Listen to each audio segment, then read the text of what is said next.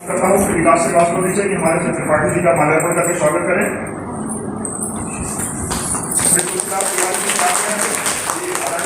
का माल्यार्पण करके स्वागत करें।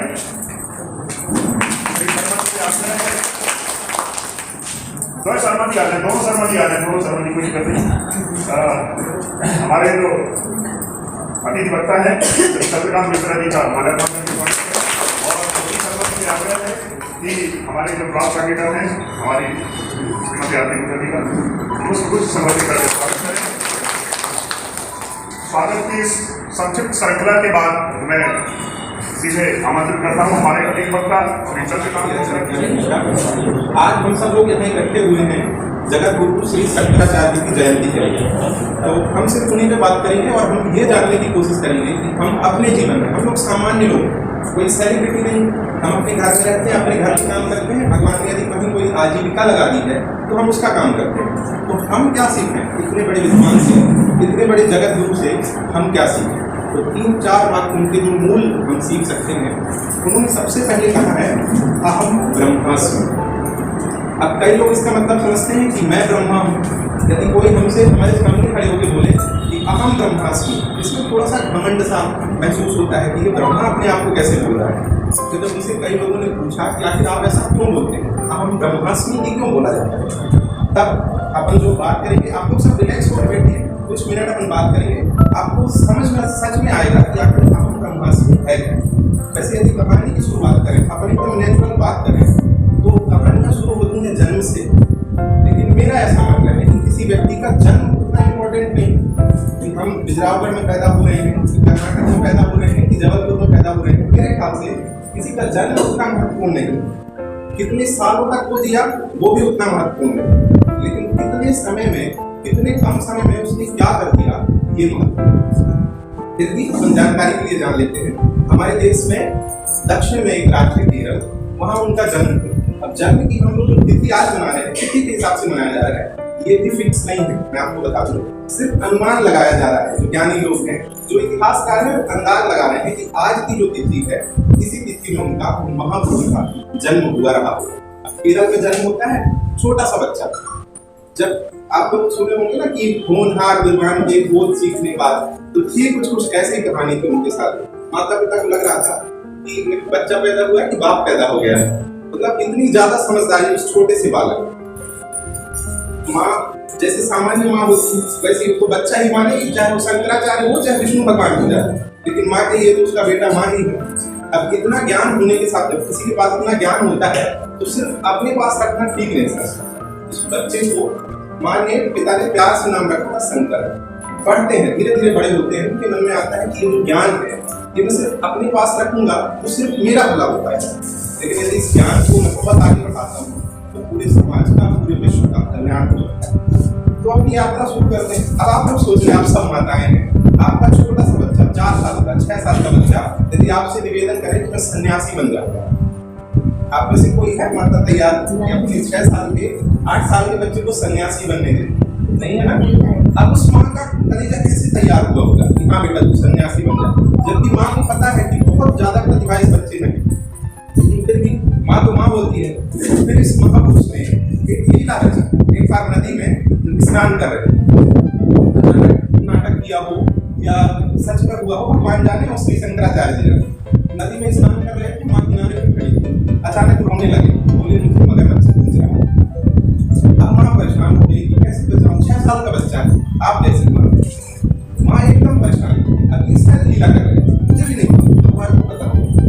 माँ से कहते हैं कि माँ मुझे मगरमच्छ छोड़ देगा, लेकिन मुझे आज्ञा दे दी सन्यासी बन। तो माँ अपने बच्चे के जीवन को चाहिए ना, हर माँ को चाहिए। तो माँ कर देती है कि ठीक है जा सन्यासी बन जा, लेकिन तू बाहर निकला भाई, जान बच जाएगी। तो शंकर माँ से आज्ञा ले लेते। देखिए माँ से विमुख होकर माँ की आज्ञा का अनादर करके सन्यासी बनना भी ठीक नहीं है। तो माँ से वैलिड आज्ञा लेनी। हाँ, माँ ने मुझे कहा है, इसलिए माँ भी तैयार हो गई। आपने इस ज्ञान को पूरी दुनिया में, पूरे देश में फैलाऊंगा। आप लोग भी देख रहे होंगे, हम लोग बटे हैं, शर्मा जी हैं, तिवारी जी हैं, विश्वकर्मा जी हैं, शुक्ला जी हैं। ये बहुत अच्छी बात तो नहीं है। हम सब एक हैं। उस छोटे से 6 साल के बच्चे के मन में ये था कि हम सब एक हैं। भाई हमारे यहाँ भी कौन है जो, वो आप क्या हैं, हम जैसे पैदा होते वैसे आप सब एक 6 साल का बच्चा सोच रहा है। हम इतने सारे लोग अलग अलग गाँव से, अलग अलग ब्लॉक से शायद आए हैं, उस छोटे से बच्चे ने कुछ तो किया होगा ना, तब तो हम एक साथ इकट्ठे हुए हैं। तो सोचिए वो चल देता है 6 साल का बच्चा कि मैं ये तो करूँगा, हम सब एक शुरू होती है यात्रा, धीरे धीरे बढ़ते हैं और लोगों से बात करते हैं, चीज़ों को पढ़ते हैं। जब तक आप पढ़ेंगे नहीं, जब तक आप किसी को गुरु नहीं बनाएंगे, ज्ञान नहीं लेंगे, तब तक आप किसी से कैसे बात कर पाएंगे। मान लीजिए आपको कुछ पढ़ना नहीं है, कुछ आपको पता नहीं, तो आप उसको कैसे सिखा पाएंगे। वैसा ज्ञानी लोगों का मानना है कि शंकराचार्य ने जितने उपनिषद सबका सारांश सीख लिया, जितने वेद हैं सबका सारांश पा लिया। हाँ, मुझे आगे चल के कैसे बताना है। आप शुरू करते हैं हमारे मध्य प्रदेश से भी संबंधित। शंकराचार्य अपनी यात्रा में निकल पड़ते हैं और कोशिश करते हैं कि हमारे भारत का हर एक जिला, हमारे भारत का हर एक राज्य घूमे। घूमते घूमते हमारे मध्य प्रदेश में एक जिला है खरगोन, ओमकारेश्वर है, वहाँ पे खंडवा खरगोन आप लोग सुने होंगे। ओमकारेश्वर में आते हैं। ओमकारेश्वर में एक सन्यासी महाराज तपस्या कर रहे होते हैं और उनसे मिलते हैं और उनको अपना गुरु बना लेते हैं। अब सोचिए वो छोटा सा बालक है, घूमते घूमते बड़ा हो रहा है। उसने खंडवा खरगोन के ओमकारेश्वर में अपने एक गुरु बना लिए। गुरु ने सिखाया। अच्छा, एक छोटी सी मजेदार कहानी से सुनाता हूँ आपको। आप लोग बड़े हैं, आपसे कोई 12 साल का 11 साल का बच्चा आके आपके सामने खड़ा हो जाए, आप उससे पूछें बेटा कौन हो, और उसका जवाब सुनिएगा। वो कहता है कि गुरु जी मैं पृथ्वी नहीं, मैं जल नहीं, मैं आकाश नहीं, मैं हवा नहीं, मैं पानी नहीं। आपने कहावत सुनी है ना कि क्षिति जल पावक गगन समीरा, पंच तत्वों से बना शरीर। तो सब लोग ये मानते हैं कि ये शरीर 5 तत्वों से बना है। तो छोटा सा बच्चा ऋषि सन्यासी को जवाब देता है कि मैं आग पानी पृथ्वी ये सब नहीं, मैं मूल तत्व मेरे अंदर है, मूल तत्व आत्मा हूँ। अब सोचिए 11 साल का बच्चा महर्षि से ऐसी बात कर रहा है, प्रभावित हो जाते हैं, उनको गुरु दीक्षा देते हैं, सन्यासी बना लेते हैं। ठीक है, मेरे शिष्य को सन्यासी बनो और उनकी शिक्षाएं उनको देते हैं और फिर वो देते हैं कि ठीक है इस मीरा को उठा के आगे बढ़ो, संसार को एक करने की कोशिश करो। सिर्फ कोशिश की जा सकती है, इतनी कोशिश की, लेकिन आज भी हम क्या सर में एक कर पाए? सबका अलग अलग है ना, लेकिन मन तो एक कर सकते हैं। सर में किसका होता है? तन का। आत्मा का कोई सर नहीं है। हमें प्रयास करना है आत्मा को एक करने का। अब अगली कहानी, थोड़ा और आगे बढ़ते हैं, थोड़े बड़े भी हो जाते हैं, लेकिन किताबें पढ़ के क्या सब कुछ सीखा जा सकता है? नहीं ना, कुछ ऐसी भी चीजें होती हैं जिनको आपको करना पड़ेगा तब बनेगा। आप सिर्फ पढ़ के या किसी से सुन के नहीं सीख सकते। सारा कुछ ज्ञान पाते हुए श्री शंकराचार्य पहुंचते हैं नैमिषारण्य उत्तर प्रदेश। वहाँ भी गुरु बनाते हैं, वहाँ भी सीखते हैं। पूरा देश घूमना था। फिर उसके बाद पहुंचते हैं बिहार। बिहार में एक बहुत ज्ञानी कर्मकांडी पंडित थे, उनका नाम था मंडन मिश्र। अब कई लोग अहम में रहते हैं कि मेरे से बड़ा ज्ञानी कोई नहीं। तो उन्हें पता चला कि एक सन्यासी है शंकराचार्य नाम का, वो घूम रहा है लोगों को ज्ञान देने के लिए, लोगों को अच्छी चीजें सिखाने के लिए। तो बुलाते हैं, बोलते हैं मेरे से बैठ के शास्त्रार्थ करो, मैं कुछ पूछूंगा उसका जवाब आप देंगे और आप कुछ पूछेंगे जो आपको पूछना उसका जवाब मैं दूंगा। मंडन मिश्र बैठते हैं आमने सामने और अपनी धर्मपत्नी को अध्यक्ष बना देते हैं कि फैसला तो कोई करेगा ना कि कौन जीता कौन हारा। तो पत्नी को अध्यक्ष बना के और वाद विवाद शुरू हो जाता है। मंडन मिश्र कहते थे कि कर्म कांड जरूरी। यदि आप अपने ईश्वर को खुश करना चाहते हैं तो आपको महंगी चीजें चढ़ानी पड़ेगी, आपको सोने का छत्र चढ़ाना पड़ेगा, आपको 1000-2000 की चुनरी अपनी देवी माँ को चढ़ानी पड़ेगी। लेकिन शंकराचार्य कहते थे कि सबकी जरूरत नहीं, अहम ब्रह्मास्मि, हमारे बिजरावण की माता रानी में जो है वो हमारे यहाँ। यदि कहीं कोई शंकर जी विष्णु भगवान है वो यहाँ। ऐसा बिल्कुल नहीं है कि आप 2 लाख का छत्र चढ़ाओगे तभी शंकर जी खुश होंगे। तो आप सोचिए शंकराचार्य गलत सोच रहे हैं। एक है हमारे अंदर परमात्मा बैठा है।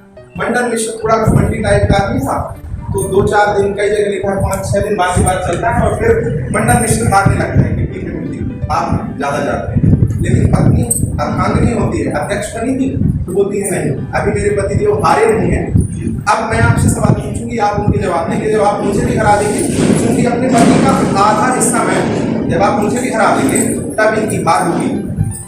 पत्नी आके बैठ जाती है, मंडन मिश्र अध्यक्ष बन जाते हैं। अब देखिए एक सन्यासी है, साधु है, विवाह हुआ नहीं है, हराने के लिए से पत्नी उनसे कुछ ऐसे सवाल पूछती है जो सिर्फ एक गृहस्थ जीवन के आदमी को पता हो जाए। जब तक हम शादी नहीं करेंगे तो शादी की चीजें उस सन्यासी को कैसे पता हो? लाजमी है क्यों पता हो? अब विनम्रता देखिए, यदि हमें कुछ चीज पता नहीं है, आप लोग रोज काम करते होंगे, आप लोगों को कई बार सर से डांट पड़ती होगी, कई बार आप लोग डांट देते होंगे अपने नीचे वालों को। और बात क्या होती है कि हमें पता नहीं था और इसी बीच विनम्रता खो जाती या किसान लोगों की विनम्रता खो जाती होगी, लेकिन हमारी विनम्रता खो जाती है। मंडन मिश्र की पत्नी द्वारा पूछे गए सवाल का उत्तर गुरुदेव को पता नहीं, लेकिन वो कहते हैं कि माता मुझे कुछ दिनों का समय दीजिए, मैं इसको भी सीखना तो है, सब कुछ सीखना है, सबको आसान करके बताना है, कुछ दिन का समय लेते हैं। और फिर भाई किताबों की बातें हैं, ऐसा किताबों में लिखा है कि एक राजा की मृत्यु हो जाती है, गुरुदेव उस राजा के शरीर में प्रवेश करते हैं, ताप होता था, बल होता था, सब कुछ हो सकता था, राजा के शरीर में प्रवेश करते हैं, रानियों के साथ रहते हैं, तो सब कुछ सीखते हैं और एक तय किए गए समय में वापस आके मंडन मिश्र की उभय भारती के सारे सवालों के जवाब दे देते हैं और फिर उसको भी अपना शिष्य बना के आगे बढ़ जाते हैं।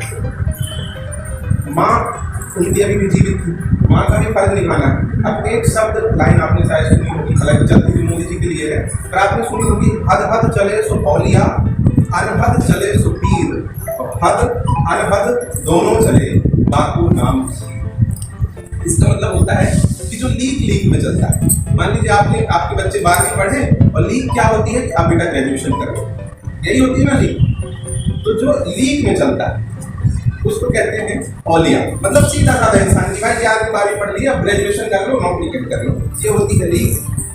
अब जो लीक से एकदम अलग चले, पता चले 5वीं के बाद पढ़ रही तो ये एकदम लीक से अलग हो, तो इसको भी कहते हैं औलिया। लेकिन जो अलग चीज करे, हम पढ़ें भी और समाज में कुछ नया भी करें। जल्दी नहीं कि 12वीं के बाद ग्रेजुएशन करना, हम 12वीं के बाद 2 लाख लोगों से बिजनेस खड़ा कर लेंगे, हम कराएंगे लोगों को ग्रेजुएशन, ऐसा भी तो हो सकता है ना। तो सन्यासियों में एक दूर होता है कि उनका अच्छे संस्कार होते हैं, लेकिन उन्होंने ये नियम भी तोड़ दिया, अपना मैं अलग बनाए कानून से, नियमों से वर्ग किया गया, मुझे खबर लगी दिमाग की गलती हो गई है। जबकि ऐसा किताबों में लिखा है कि सन्यासी अंतिम संस्कार नहीं करेगा, तो वो कर गए माँ का अंतिम संस्कार किया और कैसे जुड़ गए समाज के कल्याण। अब थोड़ी सी वेदांत की बात कर लेते हैं। दर्शन है हमारे शरीर का मूल तत्व क्या है? आत्मा।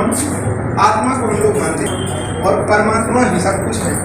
तो अद्वैत का मतलब होता है दूसरा कोई नहीं। जो मेरे अंदर परमात्मा है, जो गर्ग जी के अंदर है, वो आपके अंदर है, जो एडीएम सर के अंदर है, सबके अंदर वही परमात्मा है।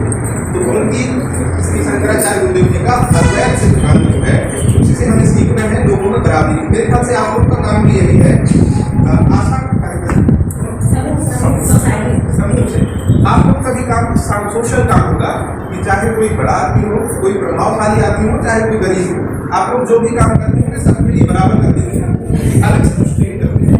हमें शंकराचार्य से सिर्फ यही सीखना है। हम सामान्य लोग हैं, हम जाके नहीं कहीं तपस्या कर सकते कि हम ही जाके तपस्या करने लगे। तो हमें सिर्फ ये करना है कि हम जब अपने कर्तव्य के लिए निकलेंगे तो हमारे सामने चाहे कोई बहुत रुतबेदार आदमी आए, चाहे एक छोटा सा आदमी आए, हमें सबको बराबर मदद करनी है। जो भी शक्तियाँ हमारे पास हैं, आप लोग के पास भी कुछ पावर होंगी, कुछ करने का काम जो भी आप करने निकल जाएंगे, हमको सबको एक नजरों से देखना है। और बस शंकराचार्य से हम इतना ही सीख सकते हैं। यदि आप लोग सच में कुछ अच्छा करना चाहते हैं तो सिर्फ जैसे हम अपने घर वालों को फील करते हैं ना कि हमारा बेटा है, हमारी बेटी है, हमारी पत्नी, हमारी पत्नी, तो हम दूसरों के लिए इतना नहीं कर सकते, लेकिन किसी को डीमोटिवेट ना करें। यदि किसी को हम बढ़ा नहीं सकते तो कम से कम काम को ना करें। बस यही शंकराचार्य से सीखना है। अब आप लोग अच्छे से अपना काम करिए। समूह प्रस्फुटन समिति शायद मैंने बताया था, और जो भी समूह कुछ न कुछ काम करते होंगे बढ़िया अच्छे से करिए। आप सबको शुभकामनाएं।